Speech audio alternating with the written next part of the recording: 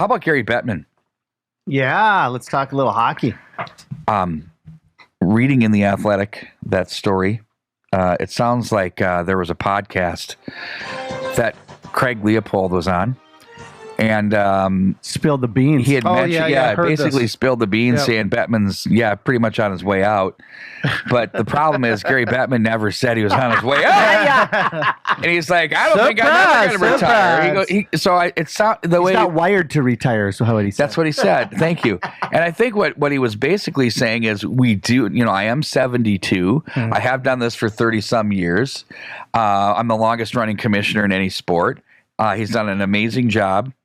And it's kind of like, I'm not out yet. I haven't set him out, but that might have been a little premature. Don't kick him out. Yeah. I wouldn't do that. No. Do you think he had a talking to, Doc? I think so. I think 100%. Leopold was Craig, like, oh, Craig, crap. zip it. Zip it. Yep.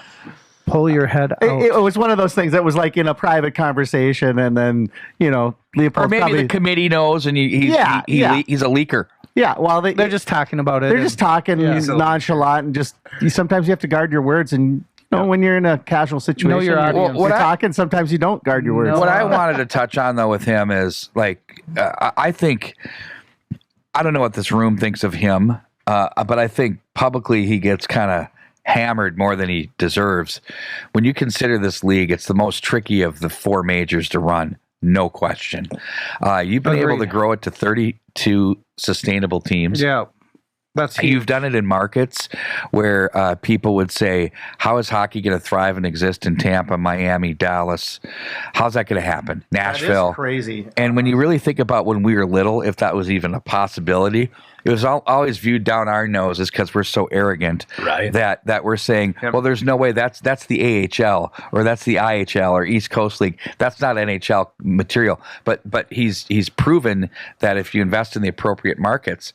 Now what you're seeing are players from Florida being drafted in the first round, players from Dallas being drafted in the first round.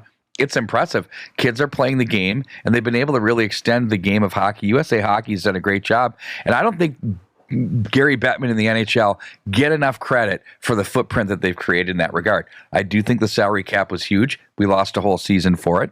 Get it? But all of the things they've done have been for the betterment of the game. What they did a very good job of is dealing with and getting through the COVID and the cap era with no fans when they are about the most ticket-driven league in the world.